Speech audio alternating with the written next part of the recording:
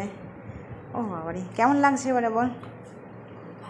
বাবারে, মানে যে কতদিন খাসনি না? ও এখন সবে 4টে বাজছে।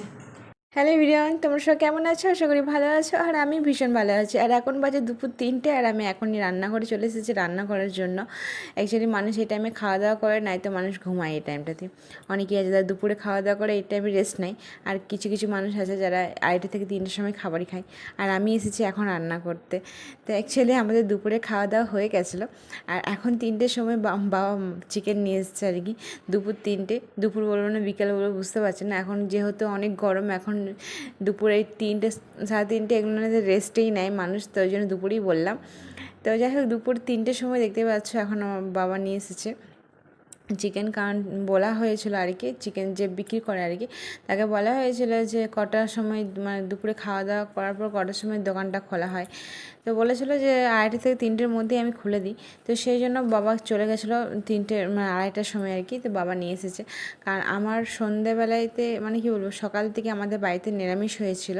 কারণ যে কারণে আমাদের পুজো ছিল আর কি এটা। তো ওই দিনে একবেলা আমাদের নিরামিষ খাওয়ানো হয়। তো আমি যেহেতু মানে আগের ভিডিওটা আমি মানে কিছুদিন আগে আমি শেয়ার করেছিলাম, বাট এই ভিডিওটা আমার শেয়ার করা হয়নি। তো আজকে আমি ভাবলাম তোমাদের সাথে শেয়ার করি ভিডিওটা। তো সেই জন্য আমি শেয়ার করলাম। কারণ সকাল থেকে আমাদের পুরো নিরামিষ।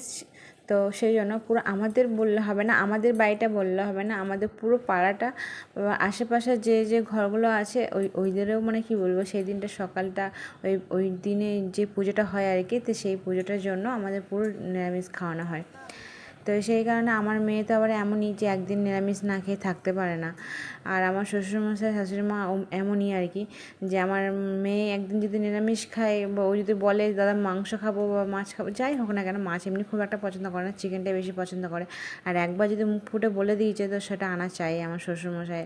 তো যতই মানে কি বলবো, দুপুর হোক বিকেল হোক সন্ধে হোক, মানে কি আনা চাই। তো সেই জন্য দেখতে পাচ্ছ দুপুর 2:30টার সময় শ্বশুরমশাই চলে গেছে চিকেন আনতে।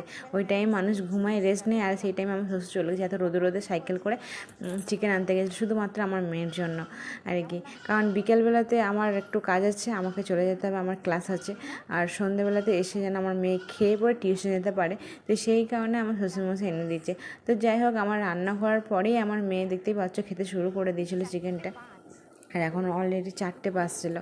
তো 3টের সময় এনে 4টের মধ্যে আমার রান্না হয়ে আমার মেয়ের খাওয়া হয়ে গেছিলো। কারণ একটা বেলাও নিরামিষ খেয়েছে, তো মনে হচ্ছে যেন কতদিন যেন ও নিরামিষ খেয়েছে সেই রকম যেন করছিল। তো বলছিল মা আমাকে একটু রান্না করেই তুমি দাও। আবার রান্না করলাম, তো রান্না করে আবার 2 পিস দিলাম। আমি ঠিক আছে। তারপর আবার সন্ধেবেলায় আমার ক্লাস আছে, আমি ক্লাসে যাব, তারপর ক্লাস থেকে আসবো, এসে তখন আবার দেবো খেতে। তো এখন দেখতেই পাচ্ছ রান্নাবান্না হয়ে গেছে, তো আবার ও খেতে শুরু করে দিয়েছে। তো আমি আবার জিজ্ঞাসা করলাম, তাড়াহুড়ো করে রান্না করলাম তো কেমন হয়েছে? তো বলছে হ্যাঁ খুব সুন্দর হয়েছে খেতে আর কি। তো সেই জন্য ও খাচ্ছে।